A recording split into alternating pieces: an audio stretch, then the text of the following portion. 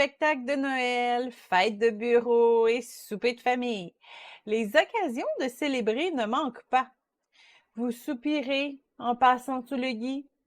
Il y a une solution très simple pour rester festif dans les prochains jours. Et ça n'a rien à voir avec l'alcool.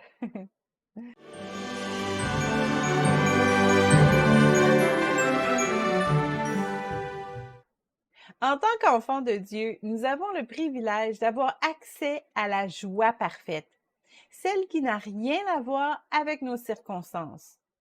Ce n'est pas un sentiment, c'est un fruit de l'esprit, comme le dit Galates 5,22. Cette joie ne dépend donc pas de notre état émotionnel ou de nos déceptions. Elle fait de nous un exemple, une lumière dans les ténèbres. Matthieu 5,14. Nous n'avons donc pas besoin d'être en couple pour être heureux durant les fêtes.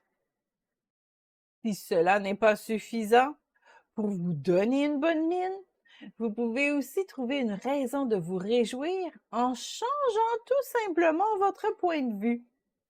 Dans notre société de consommation et de confort, il est facile de chercher à satisfaire nos propres désirs durant cette période. Tous les messages publicitaires nous parlent de gâter notre entourage et bien sûr de penser à nous-mêmes.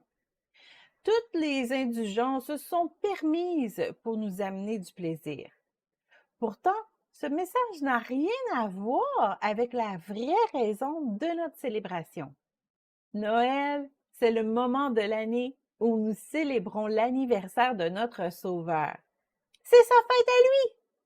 Alors prenons quelques minutes pour comparer sa fête à la vôtre. Comment vous sentiriez-vous si le jour de votre anniversaire, vos invités ne faisaient que critiquer les décorations et se plaignaient de ne pas avoir trouvé l'habit parfait pour venir à votre fête? Ou que diriez-vous si tous vos invités se parlaient entre eux, festoyaient et vous ignoraient complètement, vous le fêtez? Ou encore, que feriez-vous si une de vos invitées se mettait à pleurer parce qu'elle n'avait pas reçu le cadeau qu'elle désirait le jour de votre fête? Lorsque nous célébrons notre anniversaire, nous voulons des invités qui sont contents de nous voir, qui nous aiment et nous célèbrent. Même si leur vie n'est pas parfaite, nous nous attendons à ce qu'ils mettent leurs propres désirs de côté et qu'ils se réjouissent avec nous.